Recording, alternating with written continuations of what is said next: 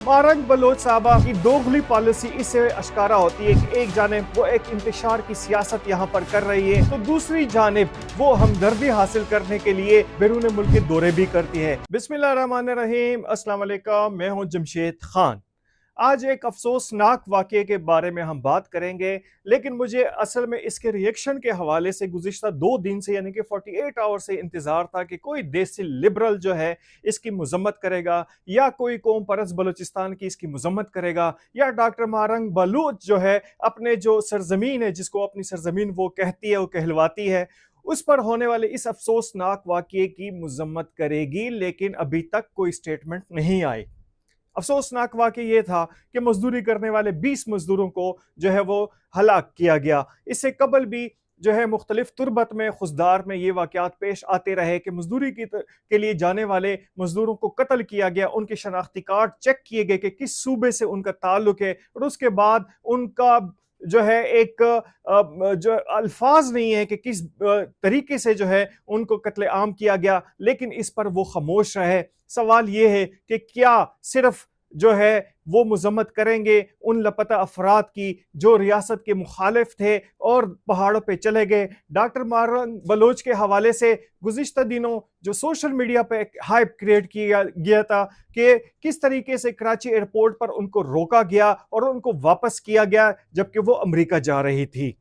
Marang Bloch साहबा की दोगली policy इससे अश्कारा होती है कि एक जानिब वो एक इंतशार की सियासत यहाँ पर कर रही है तो दूसरी जानिब वो हमदर्दी हासिल करने के लिए बैरून मुल्क के दौरे भी करती है। मारंग बलोच की बात की जाए तो उनके वालिद भी वापडा के मुलाजिम थे और BLA के एक सरगर्म कारकुन थे जो एक वाक़ये में मारे गए थे। उसके बाद उनके भाई भी इसी तरह BLA के कारकुन थे, लापता हुए, फिर वापस आए, और साथ में मारंग बलोच बहुत रोना धोना करती है, बहुत ज्यादा रोना पिटना करती है। लेकिन ये वो मारंग बलोच है कि जिसको स्कॉलरशिप मिली तो बोलान मेडिकल कॉलेज में स्कॉलरशिप पे इसने MBBS किया।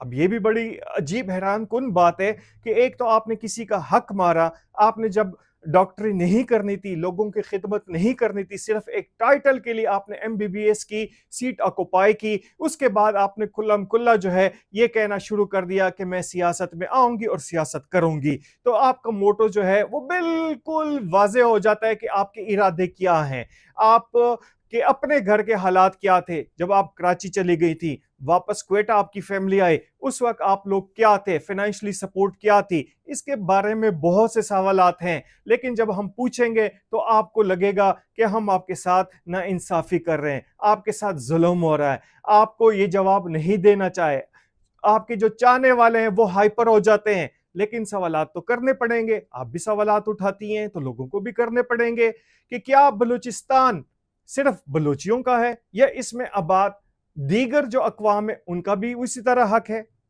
क्या बलूचिस्तान से बाहर जो दीगर सूबों के अफराद है, क्या उनका हक नहीं है कि वो बलूचिस्तान में अपनी मुलाजमतें करें, अपने कारोबार करें, अपनी मजदूरी करें? अगर ये बात है तो आप देख सकते कि पूरे मुल्क में इस वक्त क्वेटा कैफे के नाम से जगह जगह कैफेटेरिया खुले हुए हैं। किसी ने आज तक नहीं कहा, किसी ने सुबाई तासब का मुजाहरा नहीं किया, किसी ने यह नहीं कहा कि आपके बलूचिस्तान से हमारी लाशें आती हैं, हम आपसे यहाँ पे चाय पीने के लिए नहीं आएंगे। तहम्मुल का मुजाहरा किया जाता है। लेकिन आपका चूंकि इंतशार का फार्मूला है, चाहे मंजूर पश्तीन हो चाहे आप हो, दोनों की एक ही फिलॉसफी है कि यूथ को खराब करना, नौजवानों को खराब करना। अगर ये रियासत इतनी ही बुरी थी तो आपने इसी रियासत के पैसों पर बोलान मेडिकल कॉलेज में MBBS किया है।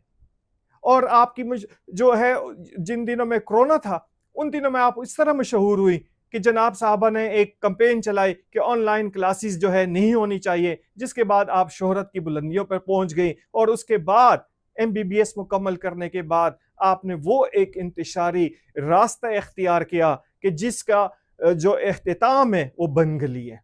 आप बनगली में पहुंच चुकी हैं, लोगों की आंखें खुल चुकी हैं। सिर्फ आप बलूचिस्तान की नुमाइंदगी नहीं कर रही, और भी लोग हैं, उनका भी हक है। लेकिन मुझे इन देसी लिबरल्स पे हैरानगी होती है कि जब भी कोई वाकया पेश आता है, जब भी किसी का कत्ले आम होता है, चाहे वो सिक्योरिटी फोर्सेस के लोग हों, चाहे आम मजदूर लोग हों, उन पे खामोशी इख्तियार कर ली जाती है, मुंह फेर लिए जाते हैं, शर्मिंदगी की वजह से आंखें नीचे हो जाती हैं, जवाब इनके पास नहीं होते। अब 48 घंटे गुजर गए इस वाक़ई को कि 20 मजदूरों को हलाक किया गया, आप कहां पे हैं? कम से कम मुजम्मत तो कर सकते थे, अपने लोगों को बता सकते थे कि इनका क्या कसूर थे। ये भी किसी के बाप थे, किसी के बेटे थे, किसी के कफील थे खानदान के, लेकिन नहीं, आपको अपनी सियासत लाशों पे चमकानी है। मंजूर पश्तीन भी लाशों की सियासत करना चाहता है, आप भी लाशों की सियासत करना चाहती है। आपकी हमदर्दियां भी इसी तरह जो है वो ली जाती हैं कि यहां पर खून बहाया जाए। कभी आपने सोचा कि आपने एमबीबीएस करके भी अपनी कौम की खिदमत कर सकती थी? आप एमबीबीएस करके अपने जो यहाँ पर सहूलियात से महरूम लोग हैं उनकी खिदमत कर सकती थी, लेकिन ना सिर्फ आपने एमबीबीएस की सीट खराब की, रियासत का पैसा जाया किया, बल्कि उनकी नाशुक्री करते हुए आपने वो रास्ता इख्तियार किया कि जिसका अंजाम बहुत भयानक है। आज तक इतना ही, इजाजत दीजिए, अल्लाह हाफिज।